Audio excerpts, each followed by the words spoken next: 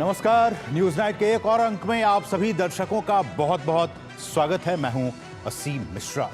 अंतर्राष्ट्रीय स्तर पर पाकिस्तान को बेनकाब करने का सिलसिला लगातार जारी है। एक तरफ जहां भारत द्वारा भेजे गए डेलीगेशन अलग अलग देशों में जाकर पाकिस्तान का कच्चा चिट्ठा खोल रहे हैं, वहीं संयुक्त राष्ट्र सुरक्षा परिषद में भी भारत ने पूरी दुनिया के सामने पाकिस्तान की पोल खोलने का काम किया है।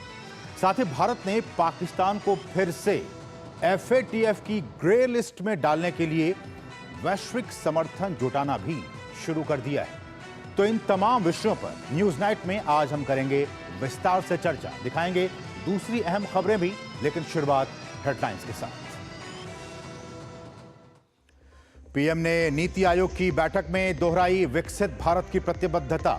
कहा, टीम इंडिया की तरह काम करें सरकारें तो कोई भी लक्ष्य असंभव नहीं। विकसित भारत के लिए विकसित राज्य को बताया बेहद जरूरी।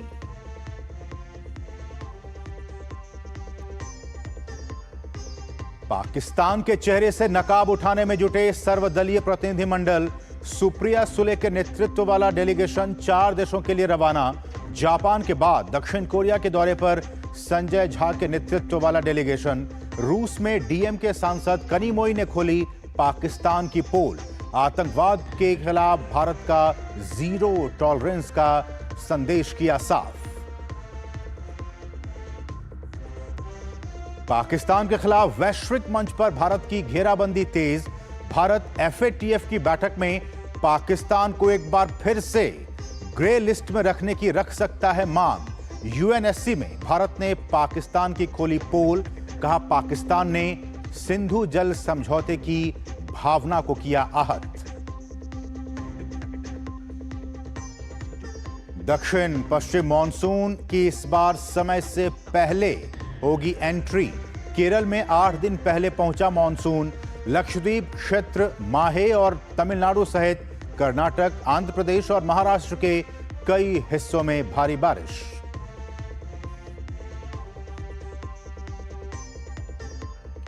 और इंग्लैंड दौरे के लिए भारतीय टीम का ऐलान। शुभमन गिल को टेस्ट टीम की कमान।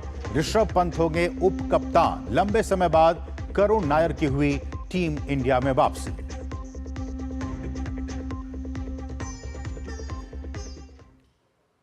और अब सभी खबरें विस्तार से। नई दिल्ली में नीति आयोग की एक बहुत ही महत्वपूर्ण बैठक हुई। प्रधानमंत्री नरेंद्र मोदी की अध्यक्षता में हुई इस बैठक में 31 राज्य शामिल हुए। इस दौरान प्रधानमंत्री ने कहा कि विकसित भारत हर भारतीय का लक्ष्य है। जब हर राज्य विकसित होगा तो भारत विकसित होगा। प्रधानमंत्री ने विकसित भारत के लिए विकसित राज्य 2047 विषय पर नीति आयोग गवर्निंग काउंसिल की 10वीं बैठक की अध्यक्षता की। बैठक में प्रधानमंत्री ने कहा कि भारत में तेजी से शहरीकरण हो रहा है। हमें भविष्य के लिए शहरों को तैयार करने की दिशा में काम करना चाहिए। विकास, नवाचार और स्थिरता हमारे शहरों के विकास का इंजन होना चाहिए। प्रधानमंत्री ने एक राज्य एक वैश्विक गंतव्य का नारा देते हुए राज्यों से कम वैश्विक स्तर का टूरिस्ट डेस्टिनेशन तैयार करने का आह्वान किया। प्रधानमंत्री ने कहा कि एक राज्य एक वैश्विक गंतव्य के तहत राज्यों को वैश्विक मानकों के मुताबिक और सभी सुविधाएं और बुनियादी ढांचा प्रदान करने के प्रत्येक राज्य में कम से कम एक टूरिस्ट प्लेस विकसित करना चाहिए। प्रधानमंत्री का मानना है कि इससे पड़ोसी शहरों का भी पर्यटन स्थल के रूप में काफी विकास होगा। प्रधानमंत्री ने कहा कि विकसित भारत हर भारतीय का लक्ष्य है। जब हर राज्य विकसित होगा तो ही भारत विकसित होगा। ये 140 करोड़ नागरिकों की आकांक्षा है। प्रधानमंत्री ने कहा कि हमें विकास की गति को और भी बढ़ानी होगी। अगर केंद्र और सभी राज्य एक साथ आएं और टीम इंडिया की तरह मिलकर काम करें तो कोई भी लक्ष्य असंभव नहीं है। उन्होंने कहा कि हमें एक लक्ष्य पर ध्यान केंद्रित करना चाहिए और वो है 2047 तक विकसित भारत बनाने का। प्रधानमंत्री ने कार्यबल में महिलाओं की भूमिका बढ़ाने के मुद्दे पर भी सभी के साथ बातचीत की। उन्होंने कहा कि हमें अपने कार्यबल में वुमेन फोर्स को, महिलाओं को शामिल करने की दिशा में काम करना चाहिए।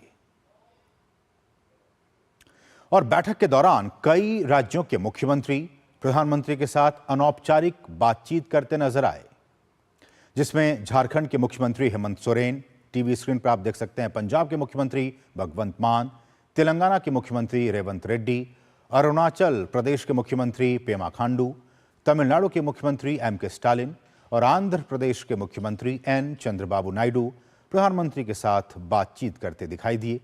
इनके अलावा देश के कई राज्यों के मुख्यमंत्री इस बैठक में हिस्सा ले रहे हैं। इस बैठक का विषय विकसित राज्य से विकसित भारत 2047 रखा गया है। प्रधानमंत्री इस बैठक की आज उन्होंने अध्यक्षता की।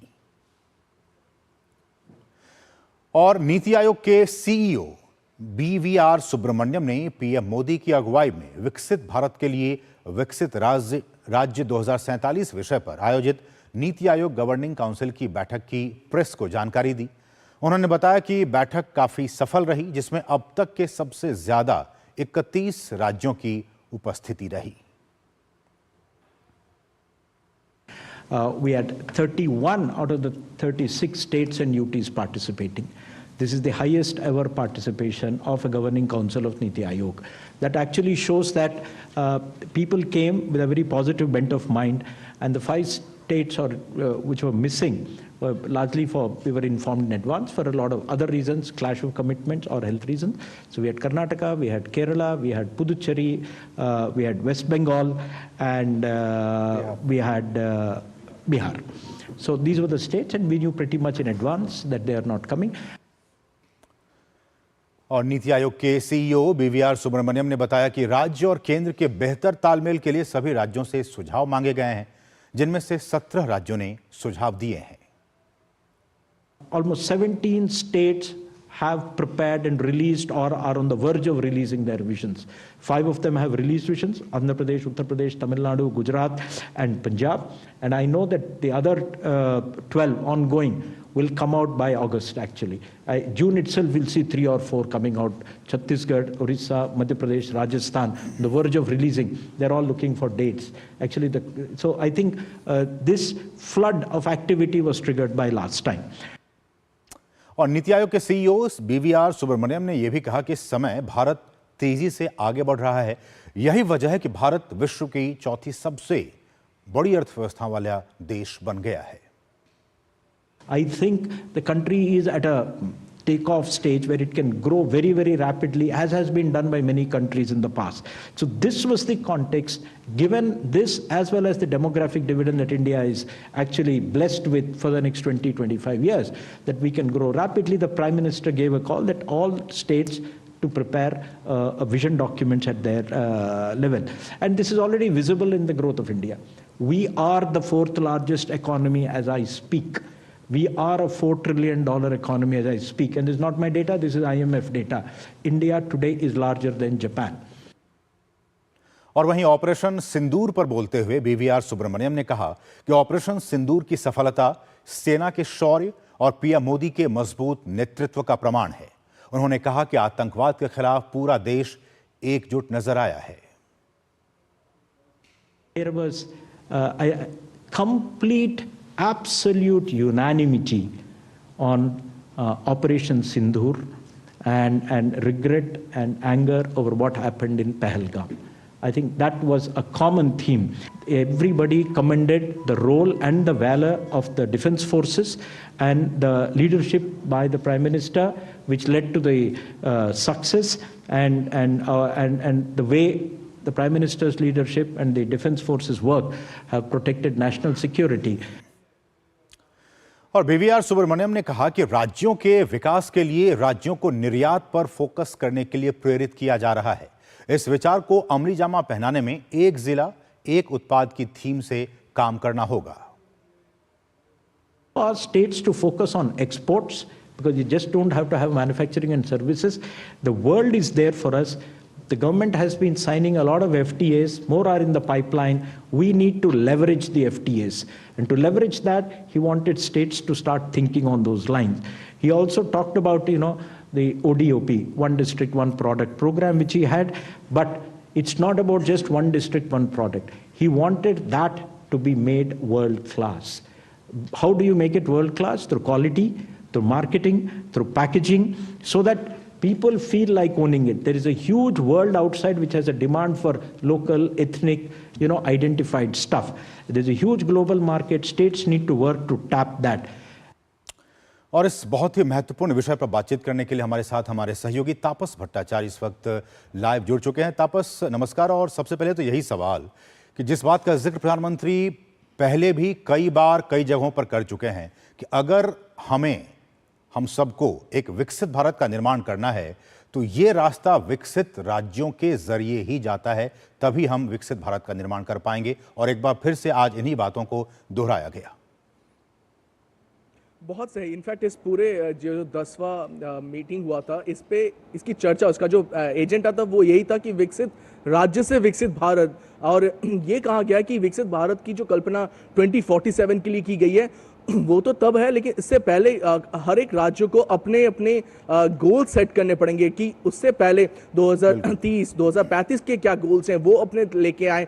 बहुत सारे राज्य हैं, खासतौर से ईस्टर्न स्टेट्स जो हैं भारत में, वो वेस्ट से थोड़े पिछड़े हुए हैं। तो कैसे सबका साथ सबका विकास जो है वो कैसे किया जाएगा, वो बहुत महत्वपूर्ण रहता है कि सारे जितने भी स्टेट्स हैं उन सबका एक साथ विकास किया जाए। और एक तरीके से लेके बार बार ये कहते आए हैं कि भारत को अगर डेवलप्ड कंट्री बनना है, विकसित भारत बनना है इंडिया को, तो कहीं ना कहीं इन राज्यों को बहुत अहम भूमिका निभानी पड़ेगी। और यही बात आज प्रधानमंत्री ने जो 10th मीटिंग की गई, सबसे बड़ी मीटिंग, आप सोचिए देश का सबसे बड़ा मीटिंग है जहां पर प्रधानमंत्री जितने भी कैबिनेट मंत्री हैं, उनके अलावा जितने भी शहर, जितने भी स्टेट्स हैं, उनके CM, chief ministers, lieutenant governor, ये सब मौजूद थे। तो ये बात रखी गई कि किस तरीके से आगे बढ़ा जाए।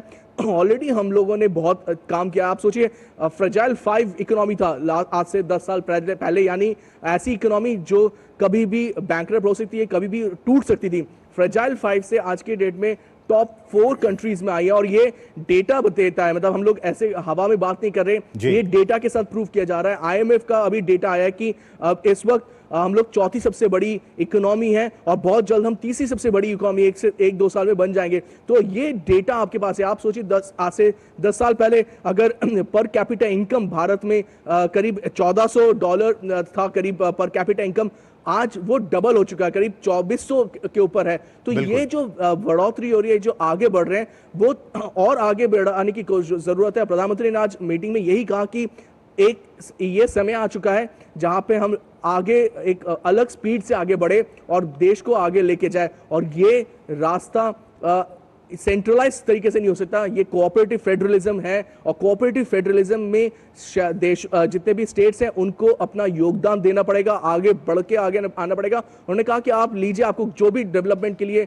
आपको जो भी चीज चाहिए आप हमसे बात कीजिए, आप हमसे लीजिए, और एक साथ मिलकर स्टेट और सेंटर के एक साथ मिलकर ही आगे बढ़ सकते हैं। तापस, एक और बहुत ही महत्वपूर्ण बात प्रधानमंत्री ने इस दौरान कही। उन्होंने ये कहा कि हर राज्य को एक वैश्विक स्तर का टूरिस्ट डेस्टिनेशन को डेवलप करने की जरूरत बताई प्रधानमंत्री ने। और साथ ही साथ उन्होंने ये भी कहा कि हर राज्य को एक्सपोर्ट पर ज्यादा से ज्यादा ध्यान देने की भी जरूरत है। तो इन दोनों बातों को, इन दोनों ही बिंदुओं को कैसे देखते हैं आप? देखिए, ये इससे पहले भी हमने देखा, प्रधानमंत्री नरेंद्र मोदी अलग अलग जगह पे गए हैं। उन्होंने उस जगह की जो स्पेशलिटी है, जैसे लक्षद्वीप के अंडमान गए, उन्होंने वहाँ पे बताया अंडमान में कि इतना सुंदर जगह है।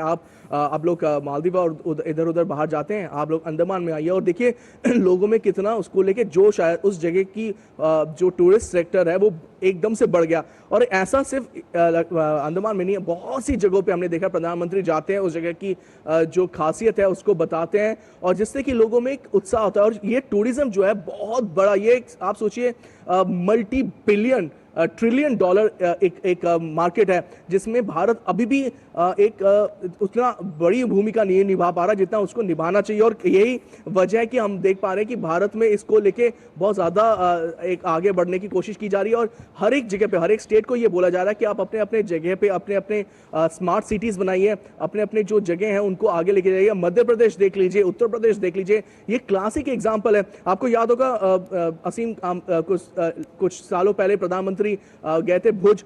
मैं और मेरी एक सहयोगी अर्चना और एक दो और लोग, हमारे कैमरा पर्सन सुमित दौड़े, हम लोग पहुंचे थे एक जगह भुज के आसपास, एक जगह बनासकांठा के पास एक जगह है, वो मिलिट्री बॉर्डर टूरिज्म को लेकर बहुत मशहूर था। हमने वो ऐसी स्टोरी की थी और वो स्टोरी प्रधानमंत्री ने खुद ट्वीट किया था। तो सोचिए, प्रधानमंत्री का एक है कि आप ऐसी ऐसी जगह पे जाइए जो लोगों से अभी तक अछूती है, लोग उनके बारे में नहीं जानते हैं, उसको ज्यादा बढ़ाए, और ये स्टेट्स को बोला जा रहा है। और दूसरी जो आपने बात की कि एक स्टेट के नहीं, वन प्रोडक्ट वन जो नेशन की बात कर रही है, ODOP की जो बात की जा रही है, वो भी बहुत अहम हो जाती है। वन नेशन वन प्रोडक्ट की जो बार बार बात की जा रही है, वो भी बहुत इंपॉर्टेंट हो जाती है, क्योंकि हर एक स्टेट का अपनी हर एक स्टेट्स क्यों यूपी में देखिए, हर एक जिले में कोई एक खासियत है। अगर वो उस चीज को आगे लेके जाएगा तो उससे उस जगह की लोकल डेवलपमेंट होगी, सस्टेनेबल डेवलपमेंट भी होगी, और ये इस पूरे इकोनॉमी का, हम बार बार बात कर रहे हैं विकसित भारत की 2047 की, ये सस्टेनेबल गोल्स जो UNDP का है, सस्टेनेबल डेवलपमेंट गोल्स, उसके ऊपर आधारित है। तो किस तरीके से लोकल, मतलब आप सोचिए मैक्रो से लेके माइक्रो तक जो इकोनॉमी है उसको बूस्ट करने की बात की जा रही है।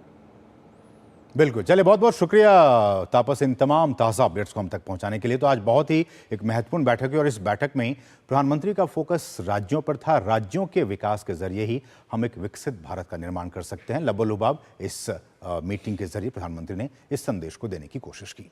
बढ़ेंगे आगे, यहाँ बहुत ही छोटे से ब्रेक के लिए। आप देखते रहिए DD news.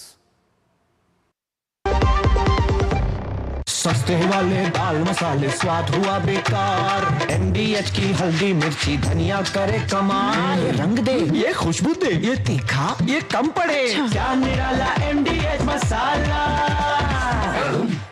Do you feel conscious while smiling? Say goodbye to your worries because an orthodontist can help you feel confident. Be it a child, a teenager, or even a working professional, braces and aligners can help you get that stunning smile. Consult your nearest orthodontist. To learn more, visit the Indian Orthodontic Society's website, bracesspecialists.com.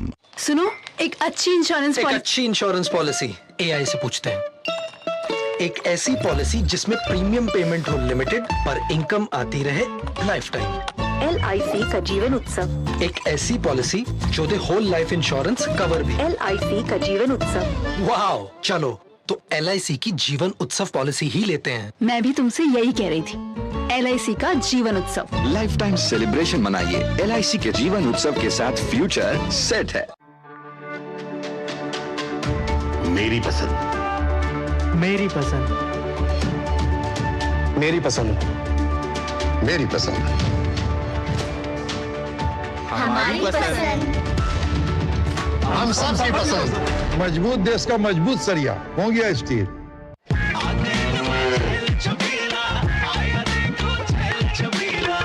एक कपिला, अरे भाई सब एक ही जैसा होता है। ये लो साधारण पशु आहार।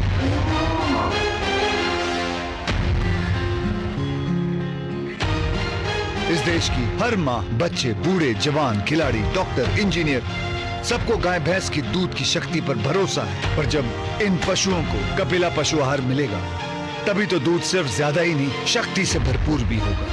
और ये सच जानते हुए चंद पैसों के लिए तुम देश का भरोसा तोड़ दो। कपिला पशु आहार, देश का नंबर 1 पशु आहार। Do you feel conscious while smiling? Say goodbye to your worries because an orthodontist can help you feel confident. Be it a child, a teenager, or even a working professional, braces and aligners can help you get that stunning smile.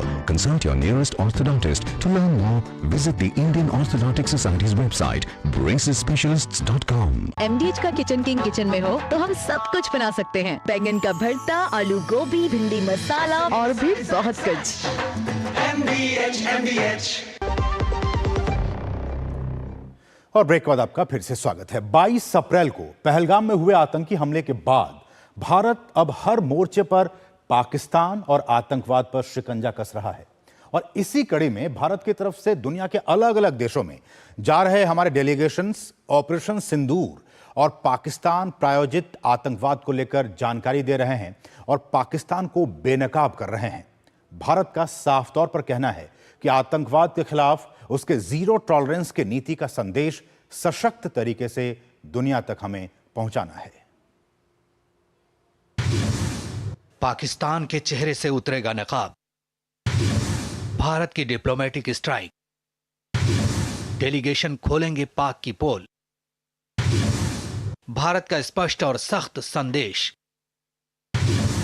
आतंकवाद के खिलाफ zero tolerance. आतंकवाद के खिलाफ लड़ाई केवल भारत की नहीं बल्कि पूरी मानवता की है। पहलगाम में अप्रैल में हुए आतंकी हमले के बाद भारत लगातार डिप्लोमेटिक स्ट्राइक के जरिए पाकिस्तान को घेरने में जुटा है। वैश्विक छवि को सुदृढ़ करने और अंतर्राष्ट्रीय समर्थन जुटाने की रणनीति का हिस्सा है। रूस दौरे पर पहुंचे डीएमके सांसद कनिमोझी वाले सर्वदलीय प्रतिनिधिमंडल ने भारत का संदेश स्पष्ट तरीके से रखा। दल की अध्यक्ष कनिमोझी ने साफ कहा कि भारत के पास जवाब देने के अलावा कोई विकल्प नहीं था, लेकिन जब भारत ने जवाब दिया तो पूरी जिम्मेदारी से जवाब दिया। India is very clear that we will not come to the table for peace talks, and when we have our peace talks, Pakistan cannot continue attacking us shrouded in terrorism and cover themselves saying that we have nothing to do with it and these are terrorist groups. Pakistan को बेनकाब करने की मुहिम में जुटे भाजपा सांसद बैजयंत पांडा के नेतृत्व में सर्वदलीय प्रतिनिधिमंडल 4 देशों की यात्रा के पहले चरण में बहरीन पहुंचा। यह डेलीगेशन बहरीन, कुवैत, सऊदी अरब और अल्जीरिया की महत्वपूर्ण यात्रा के जरिए वैश्विक मंच पर भारत के आतंकवाद विरोधी रुख को स्पष्ट करेगा और अंतर्राष्ट्रीय समुदाय से समर्थन जुटाने का प्रयास करेगा। बैजयंत पांडा के नेतृत्व वाले प्रतिनिधिमंडल में निशिकांत दुबे, फंगनन कोनियांग, रेखा शर्मा, असदुद्दीन ओवैसी, सतनाम सिंह संधू, पूर्व केंद्रीय मंत्री गुलाम नबी आजाद और पूर्व विदेश सचिव हर्ष श्रृंगला शामिल हैं। रवाना होने से पहले दल ने यह साफ तौर पर कहा कि आतंकवाद के लिए भारत का जीरो टॉलरेंस का संदेश सशक्त तरीके से दुनिया तक पहुंचाना है। आदरणीय प्रधानमंत्री जी ने जिस तरह के रिलेशनशिप्स बनाए हैं पूरे दुनिया भर, उसका भी हमें बहुत फ़ायदा मिल रहा है। एक के बाद एक विभिन्न देशों ने हमारे समर्थन कर रहे हैं, भारत के पक्ष में बोल रहे हैं। पिछले कई बरसों से आप और हम जानते हैं कि हमारे पड़ोसी देश पाकिस्तान अपने ही मुल्क से टेररिस्ट कैंप्स को चलाता है, उसकी सरपरस्ती करता है, उसको सपोर्ट करता है और फिर ये लोग हमारे मुल्क में आकर यहाँ पर टेररिस्ट एक्टिविटीज़ करते हैं। तो इन्हीं चीज़ों को हम इन 4 कंट्रीज़ में जाएंगे, उनके सामने रखेंगे। पाकिस्तान आर्मी की ब्रिगेड हैं ये आतंकवादी। पाकिस्तान आर्मी की सरपरस्ती में ट्रेनिंग होती है। पाकिस्तान आर्मी इनको हर तरह की सहूलत देती है और इसमें ये भी चीज़ें सामने आई कि पाकिस्तान के आर्मी के कुछ लोग भी इसमें शामिल होते हैं आतंकवादी कार्रवाइयों में। भारत का स्टैंड बहुत स्पष्ट है कि आतंकवाद के साथ कोई कंप्रोमाइज़ नहीं होगा।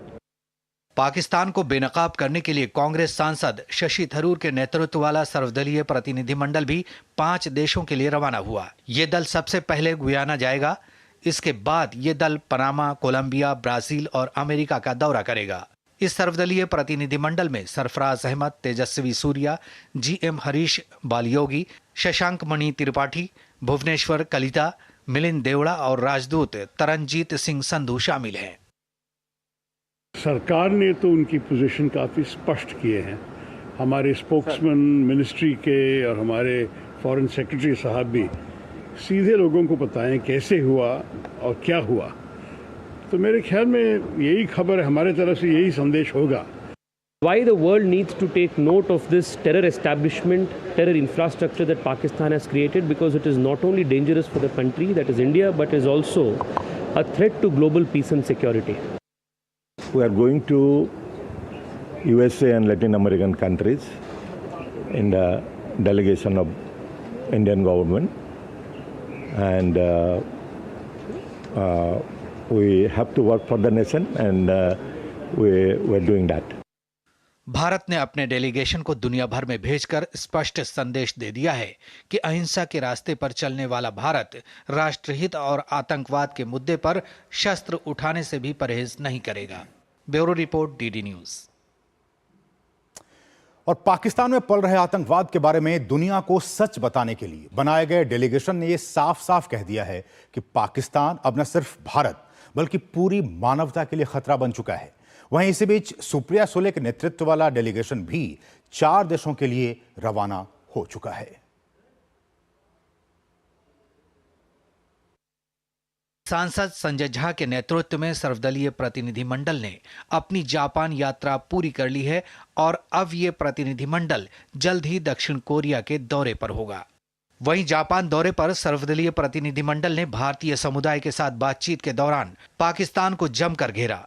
सर्वदलीय प्रतिनिधिमंडल के अध्यक्ष जदयू सांसद संजय कुमार झा ने कहा कि दुनिया को ये बताना जरूरी है कि पाकिस्तान की सरकार और सेना ही हमले में शामिल है। साथ ही कहा कि भारत अब घुसकर मारने की नीति में विश्वास करता है।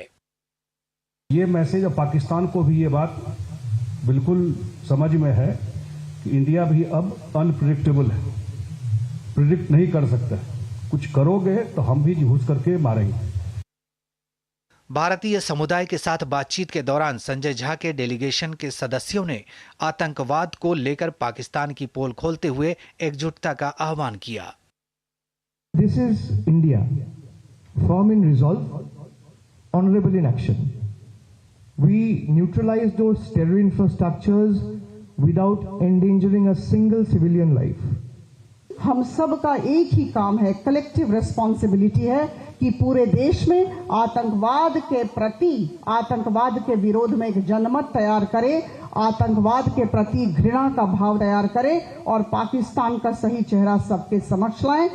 हमारे साथ चलिए और हमारे साथ चलने में उन लोगों का सामना भी करना है जो हमसे ईर्ष्या रखते हैं, जो हमें तोड़ना चाहते हैं, बिखारना चाहते हैं। हम उनका भी सामना करेंगे। एनसीपी एससीपी सांसद सुप्रिया सुले के नेतृत्व वाले डेलीगेशन में शामिल नेताओं ने भी पुरजोर तरीके से आतंकवादी हमले को वैश्विक मंच पर उजागर करने को बेहद जरूरी बताया। हमारा मिशन शुरू होगा और पूरी ताकत से जो भारत का वास्तव है और जो आतंकवादी हल्ला भारत के खिलाफ हुआ है उसके पूरी ताकत से जो सच्चाई है वो देश के सामने हम रखेंगे। तो वो जो घाव हुए हैं और जो आतंकवाद हुआ है उसके खिलाफ देश में सिर्फ नहीं दुनिया में अमन रहे, इसके लिए हम जा रहे हैं।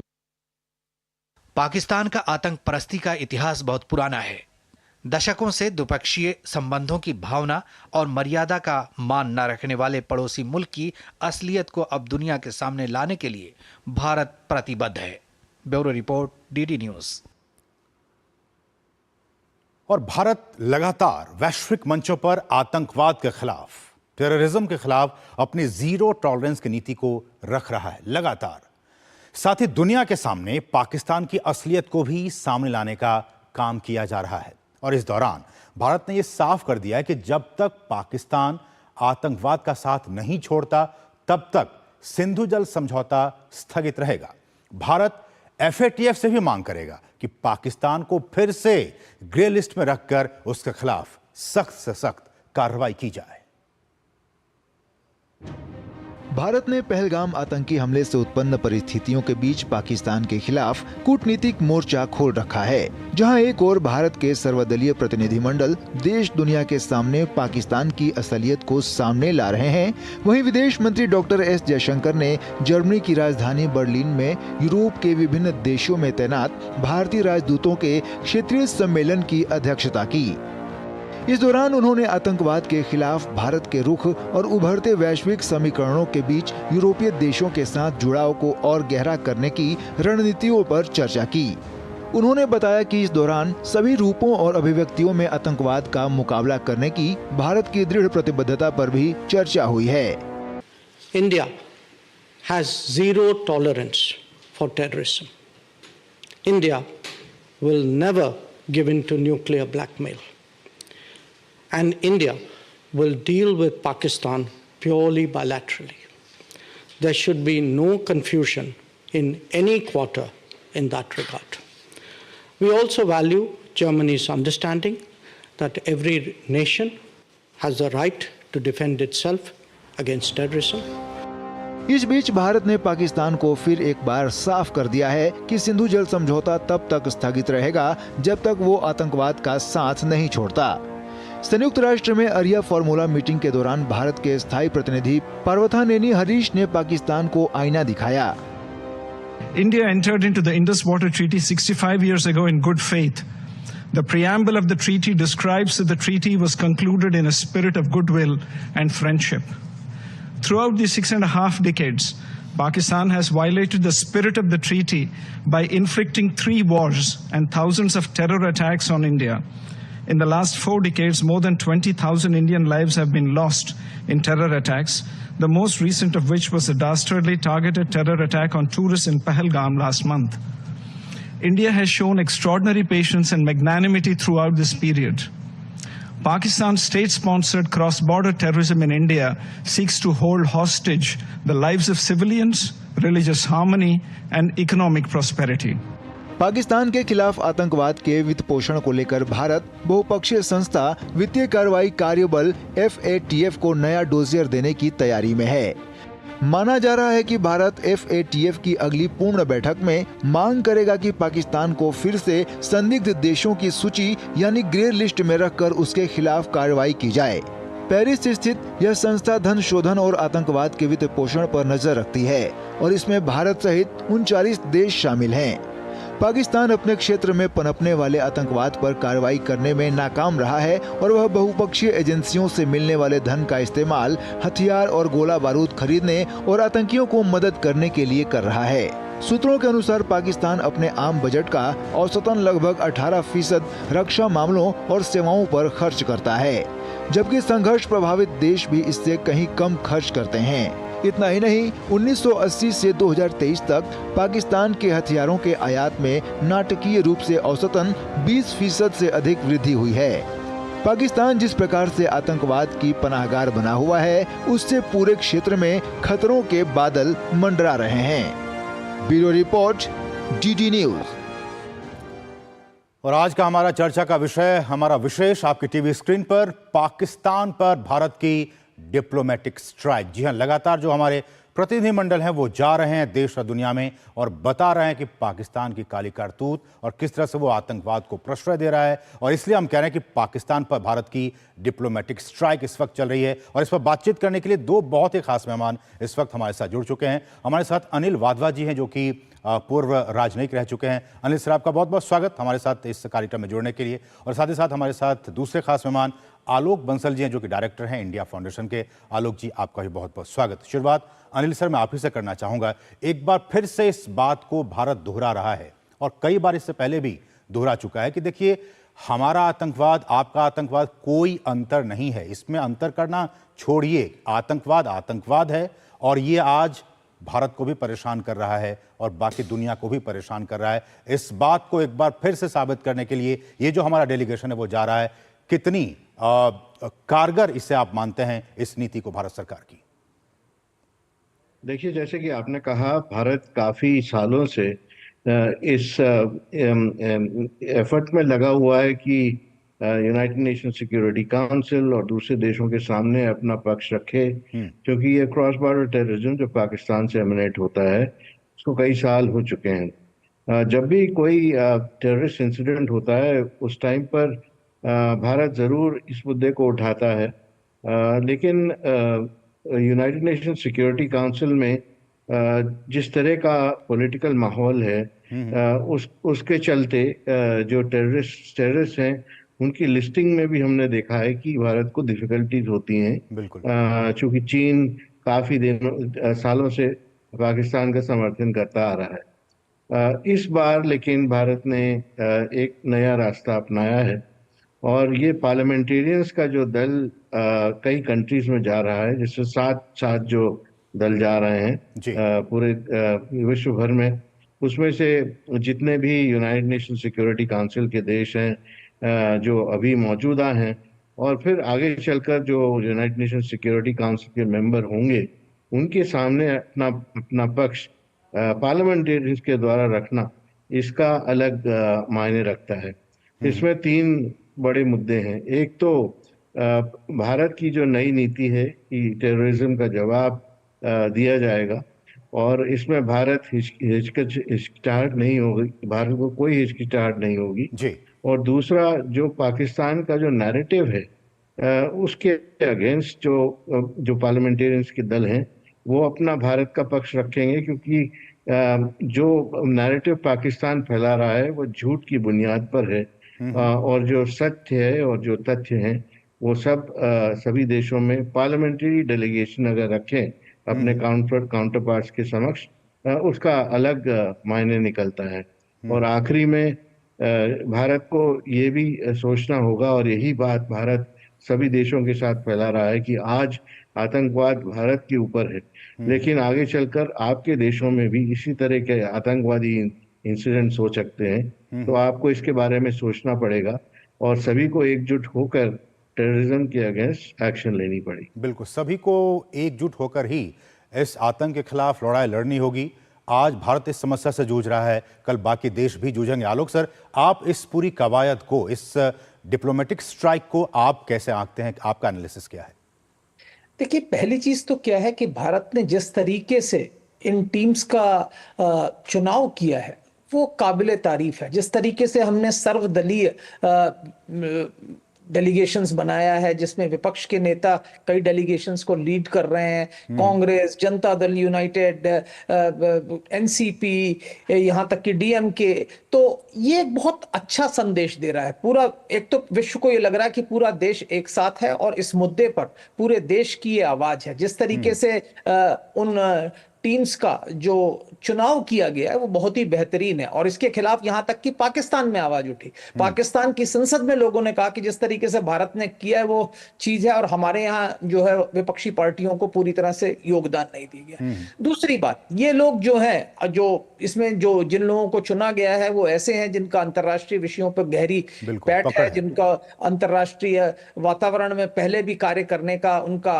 अनुभव रह चुका है और ये लोग दुनिया को दिखा रहे हैं कि किस तरीके से पाकिस्तान आतंक का प्रणेता रहा है और जो भारत का नया डॉक्ट्रिन है इसमें अगर पाकिस्तान से दोबारा आतंकवाद की कोई घटना होती है तो भारत उसे एक युद्ध जैसी स्थिति मानेगा और साथ ही साथ उनको बताने की कोशिश करेगा कि भारत की इस दौरान क्या इच्छा थी। भारत ने कभी भी इस चीज को बढ़ाने की चेष्टा नहीं की, हम सिर्फ उन आतंकवादियों को दंड देना चाहते थे और उसके बाद जो भी पाकिस्तान ने एक्शन लिया उसके खिलाफ हमने रिस्पॉन्स दिया।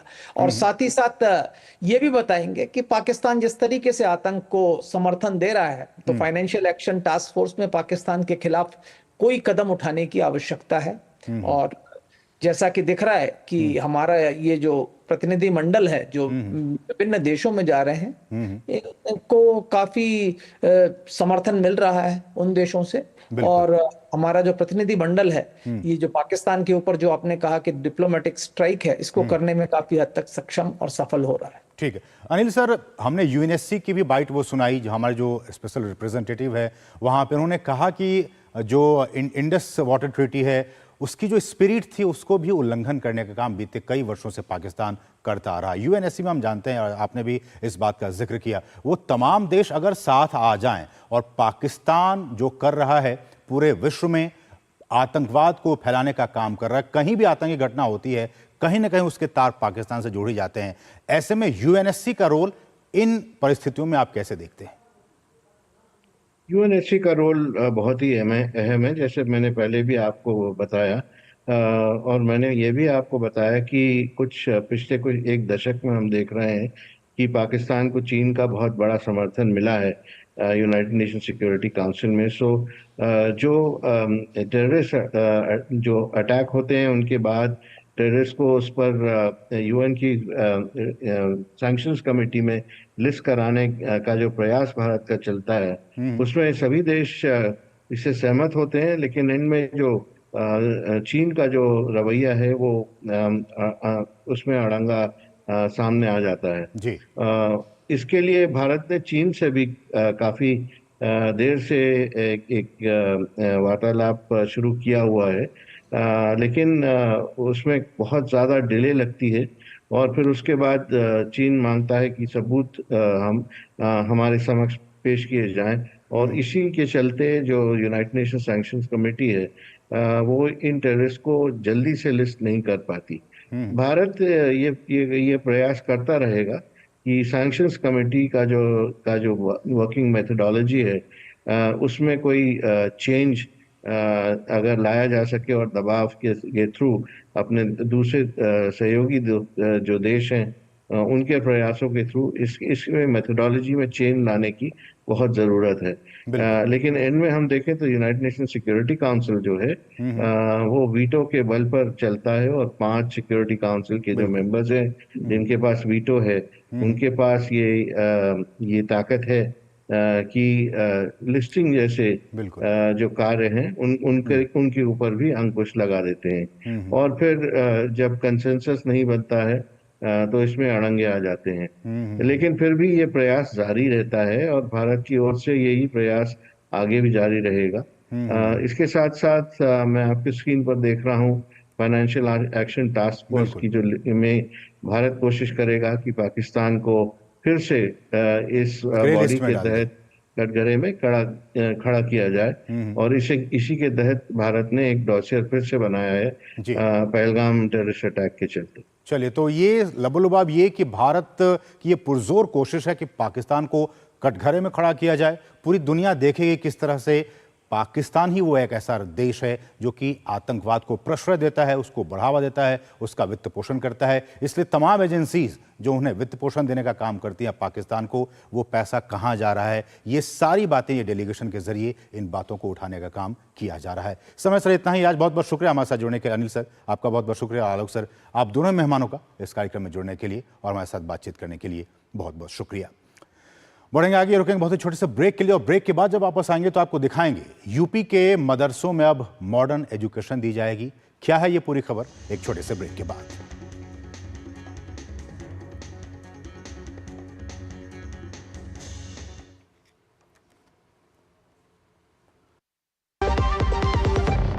जीरा से प्यास बुझाए, डाइजेशन के लिए मस्त, शरीर में नमक पानी का बैलेंस बनाए।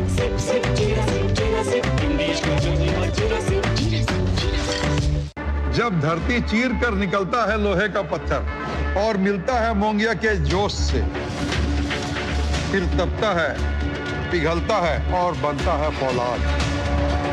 अब होता है सरिया सारी खूबियों के साथ। मोंगिया स्टील, मजबूत देश का मजबूत सरिया। विभाग अनेक, कंप्लेंट बॉक्स 1। किसी भी सरकारी दफ्तर, विभाग या बैंक से जुड़ी शिकायत के लिए pgportal.gov.in पर जाएं, रजिस्टर करें, संबंधित विभाग चुनें, शिकायत दर्ज करें और ट्रैकिंग आईडी नोट करें।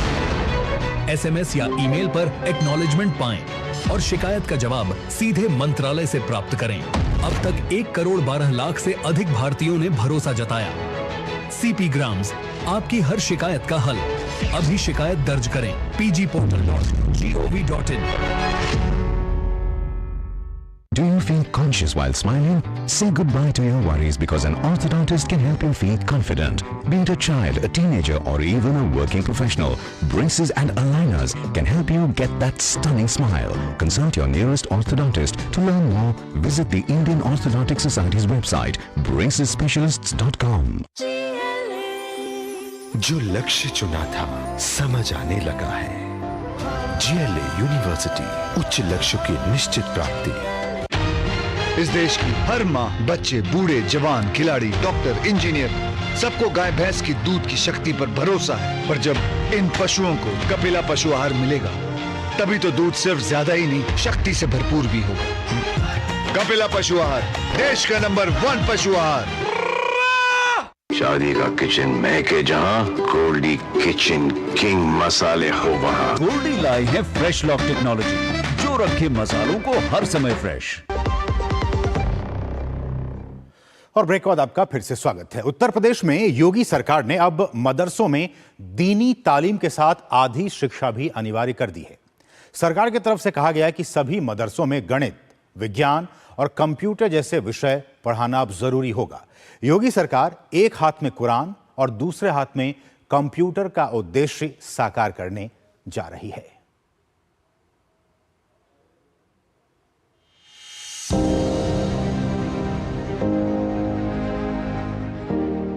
उत्तर प्रदेश की योगी सरकार द्वारा मदरसों में आधुनिक विषयों को अनिवार्य किए जाने का फैसला जमीन पर सकारात्मक प्रभाव दिखा रहा है। दीनी तालीम के साथ अब मदरसों में मॉडर्न एजुकेशन भी दी जाएगी। बेहतर भविष्य और संभावनाओं के लिए धार्मिक शिक्षा के साथ साथ बच्चों को आधुनिक शिक्षा से जोड़ने की पहल की जा रही है। मदरसों में दीन इस्लाम की तालीम के साथ साथ मैथ, साइंस, कंप्यूटर को भी पढ़ाएंगे, हिंदी, इंग्लिश को कंपलसरी करेंगे, जनरल स्टडीज को कंपलसरी करेंगे, स्पोर्ट्स जो एक्टिविटीज को कंपलसरी करेंगे। फैसले का हर कदम केवल और केवल मुसलमानों को आगे बढ़ाने के लिए।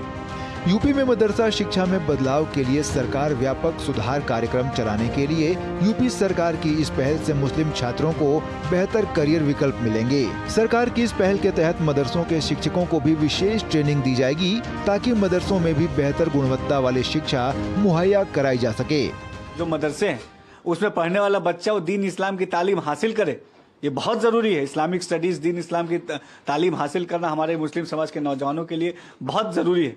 लेकिन इसके साथ साथ मदरसों में पढ़ने वाला बच्चा वो math, science, computer, Hindi, English जैसे सब्जेक्ट्स को भी लर्न करे, उनको पढ़े, ताकि अपने करियर में, अपने जीवन में आगे बढ़े। आपको बता दें कि मदरसा शिक्षा को आधुनिक बनाने के लिए UP board of Madrasa education act 2004 संशोधन की तैयारी में है, जिसके बाद कक्षा 10 तक हिंदी, अंग्रेजी, कंप्यूटर और विज्ञान विषय अनिवार्य होंगे, जिसमें मदरसों में पढ़ने वाले 15 लाख से ज्यादा छात्रों को लाभ मिलने का अनुमान है।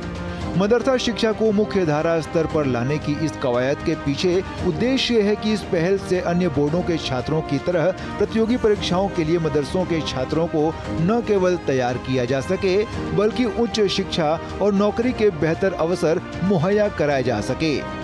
सरकार ने इस कवायद में तेजी लाने के लिए निदेशक स्तर पर एक टीम का भी गठन किया है। ये टीम पाठ्यक्रम को लेकर रिपोर्ट देगी।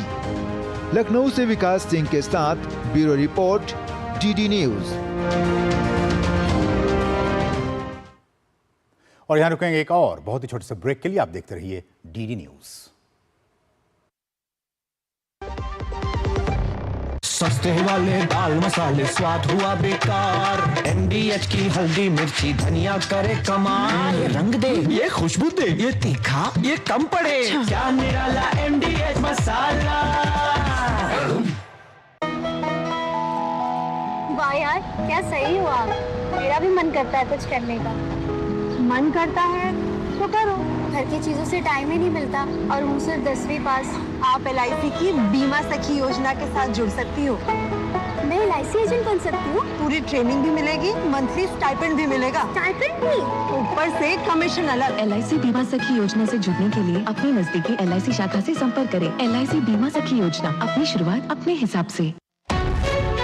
विभाग अनेक, कंप्लेंट बॉक्स 1। किसी भी सरकारी दफ्तर, विभाग या बैंक से जुड़ी शिकायत के लिए pgportal.gov.in पर जाएं, रजिस्टर करें, संबंधित विभाग चुनें, शिकायत दर्ज करें और ट्रैकिंग ID नोट करें। SMS या ईमेल पर एक्नॉलेजमेंट पाएं और शिकायत का जवाब सीधे मंत्रालय से प्राप्त करें। अब तक 1 करोड़ 12 लाख से अधिक भारतीयों ने भरोसा जताया। CP ग्राम्स, आपकी हर शिकायत का हल। अभी शिकायत दर्ज करें pgportal.gov.in। वाह, गाय तुम्हारी माता है ना? तो पशुहार के नाम पर जहर क्यों खिलाता है? अनसन हटा, दिल से खिला, सिर्फ कपिला, देश का नंबर 1 पशु आहार। जो लक्ष्य चुना था समझ आने लगा है। GLA यूनिवर्सिटी, उच्च लक्ष्य की निश्चित प्राप्ति। MDH का किचन किंग किचन में हो तो हम सब कुछ बना सकते हैं। बैंगन का भरता, आलू गोभी, भिंडी मसाला और भी बहुत कुछ। MDH। और ब्रेक के बाद आपका फिर से स्वागत है। भारत में मॉनसून ने समय से पहले ही दस्तक दे दी है। मौसम विभाग के मुताबिक मॉनसून 24 मई को केरल पहुंचा। ये सामान्य तिथि से 8 दिन पहले है। लक्षद्वीप क्षेत्र, माहे और तमिलनाडु सहित कर्नाटक, आंध्र प्रदेश और महाराष्ट्र के कई हिस्सों में प्री मॉनसून बारिश देखी जा रही है। अगले कुछ दिनों में मॉनसून देश के दूसरे हिस्सों तक भी पहुंचेगा। दक्षिण पश्चिम मानसून ने 24 मई को भारत में जोरदार और सामान्य से पहले ही दस्तक दे दी। मानसून अब पूरे लक्षद्वीप क्षेत्र, केरल, माहे और तमिलनाडु के कई हिस्सों को कवर कर चुका है। ये कर्नाटक, मालदीव और कोमोरिन क्षेत्र के कुछ हिस्सों सहित अरब सागर और बंगाल की खाड़ी के कई हिस्सों में फैल गया है, जिसमें मिजोरम के कुछ हिस्से भी शामिल हैं। जो मानसून ने केरला ही नहीं, कुछ बाकी हिस्से भी साथ में कवर कर लिए। केरला साथ में कर्नाटका के हिस्से भी कुछ कवर हो गए, तमिलनाडु के भी हिस्से कुछ कवर हो गए। उसके साथ ही कुछ हिस्से नॉर्थ ईस्टर्न स्टेट के भी, स्पेसिफिकली मिजोरम वगैरह के भी आज मानसून कवर हो गया। मानसून आधिकारिक तौर पर 1 जून की सामान्य तिथि से 8 दिन पहले केरल पहुंचा है। इस साल केरल में मानसून का आगमन पिछले 16 वर्षों में सबसे जल्दी हुआ है। केरल में मानसून सामान्यतः 1 जून तक आता है। आखिरी बार केरल में सबसे पहले 2001 और 2009 में मानसून इतनी जल्दी पहुंचा था। तब मानसून 23 मई को ही केरल में पहुंच गया था। अगले 2 से 3 दिनों में मानसून के आगे बढ़ने के लिए परिस्थितियां अनुकूल हैं। इसके मध्य अरब सागर, गोवा, महाराष्ट्र और आंध्र प्रदेश के कुछ हिस्सों, कर्नाटक, तमिलनाडु, बंगाल की खाड़ी और यहां तक कि उप हिमालयी पश्चिम बंगाल और सिक्किम के कुछ इलाकों में आगे बढ़ने की संभावना है। इस बीच मौसम विभाग ने देश के कई राज्यों में बारिश का अलर्ट जारी किया है। मौसम विभाग के अनुसार कई राज्यों में अगले कुछ दिनों तक भारी से बहुत भारी बारिश हो सकती है। जून के पहले सप्ताह यानी 5 से 7 जून तक मानसून महाराष्ट्र, तेलंगाना और पूर्वोत्तर राज्यों जैसे असम, मेघालय और त्रिपुरा में सक्रिय हो जाएगा। मध्य प्रदेश, छत्तीसगढ़ और उड़ीसा में मानसून 10 से 15 जून तक पहुंचने की उम्मीद है। As of now, rain is happening, rain is going on, and one trough is extending from East Central Arabian Sea where depression is there, and trough is drawn from that cyclonic circulation which is associated with the depression over East Central Arabian Sea to the South Chhattisgarh. उत्तर भारत में monsoon का आगमन सामान्य रूप से जून के अंतिम सप्ताह में होता है। इस बार IMD के अनुसार मानसून 25 से 30 जून तक उत्तर प्रदेश, बिहार, पंजाब, हरियाणा और राजस्थान में पहुंचेगा। हिमाचल प्रदेश, उत्तराखंड और जम्मू कश्मीर जैसे पहाड़ी क्षेत्रों में भी इसी दौरान मानसून की बारिश होगी। दिल्ली और आसपास के क्षेत्रों में मानसून आमतौर से 25 जून के आसपास पहुंचता है। इस बार जल्दी शुरुआत के कारण मानसून 23 से 27 जून के बीच दिल्ली में दस्तक दे सकता है। Bureau report, DD news. और यहाँ रुके एक और बहुत ही छोटे से ब्रेक के लिए। आप देखते रहिए DD न्यूज।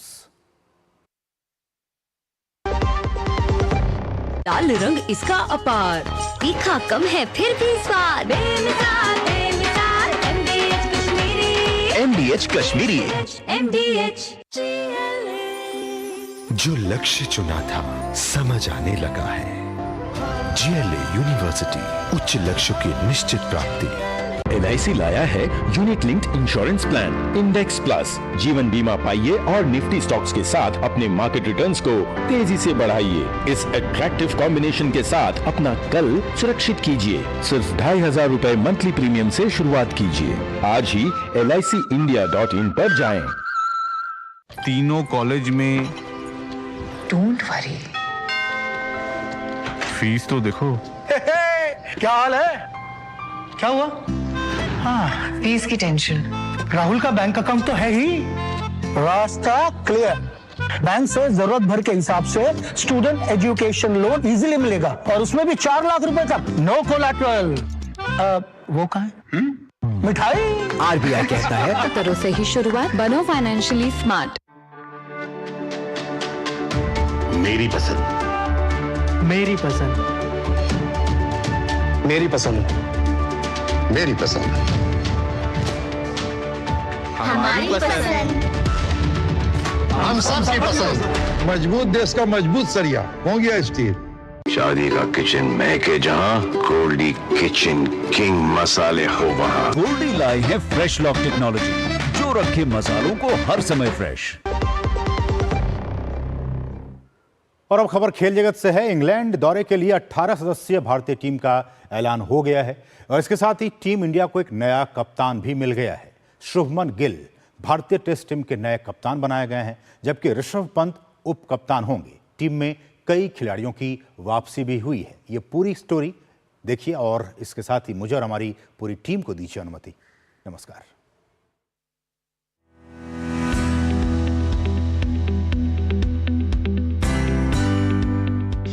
इंग्लैंड दौरे के लिए टीम इंडिया का ऐलान। शुभमन गिल होंगे टीम के नए कप्तान। बीसीसीआई ने इंग्लैंड दौरे पर खेले जाने वाले टेस्ट सीरीज के लिए 18 सदस्यीय टीम इंडिया का ऐलान कर दिया है। इसके साथ ही टीम इंडिया को नया कप्तान भी मिल गया है। हेड कोच गौतम गंभीर और चयनकर्ताओं ने शुभमन गिल के ऊपर भरोसा जताया है। शुभमन गिल भारतीय टेस्ट टीम के नए कप्तान बनाए गए हैं। युवा क्रिकेटर शुभमन गिल अंडर 19 और आईपीएल जैसे टूर्नामेंट में अपनी कप्तानी की क्षमता दिखा चुके हैं। शायद यही वजह है कि बोर्ड ने उनके ऊपर भरोसा जताया है। वहीं इंग्लैंड दौरे पर ऋषभ पंत पर उप कप्तानी की जिम्मेदारी होगी। विराट कोहली और रोहित शर्मा के टेस्ट से संन्यास के बाद टीम में बड़े बदलाव की उम्मीद की जा रही थी। ऐसे में साई सुदर्शन और करुण नायर को टीम में जगह मिली है। वहीं शार्दुल ठाकुर की टीम में वापसी हुई है। मौजूदा समय में साई सुदर्शन आईपीएल में शिरकत कर रहे हैं, जहां उन्होंने अपने बेहतरीन खेल से हर किसी का दिल जीता है। वहीं करुण नायर का भी हाल के दिनों में शानदार प्रदर्शन देखने को मिला है। इंग्लैंड दौरे के लिए भारतीय टीम इस प्रकार है: शुभमन गिल, ऋषभ पंत, यशस्वी जायसवाल, केएल राहुल, साई सुदर्शन, अभिमन्यु ईश्वरन, करुण नायर, नीतीश कुमार रेड्डी, रविंद्र जडेजा, ध्रुव जुरेल, वाशिंगटन सुंदर, शार्दुल ठाकुर, जसप्रीत बुमराह, मोहम्मद सिराज, प्रसिद्ध कृष्णा, आकाशदीप, अर्शदीप सिंह, कुलदीप यादव। भारतीय टीम इंग्लैंड दौरे पर अपने अभियान की शुरुआत 20 जून से करेगी। पहला टेस्ट 20 से 24 जून 2025 तक हेडिंग्ले लीड्स में खेला जाएगा। दूसरा टेस्ट 2 से 6 जुलाई एजबेस्टन में, तीसरा टेस्ट 10 से 14 जुलाई लॉर्ड्स में, चौथा टेस्ट 23 से 27 जुलाई ओल्ड ट्रैफर्ड और पांचवा टेस्ट 31 जुलाई से 4 अगस्त द ओवल में खेला जाएगा। Sports desk, DD news.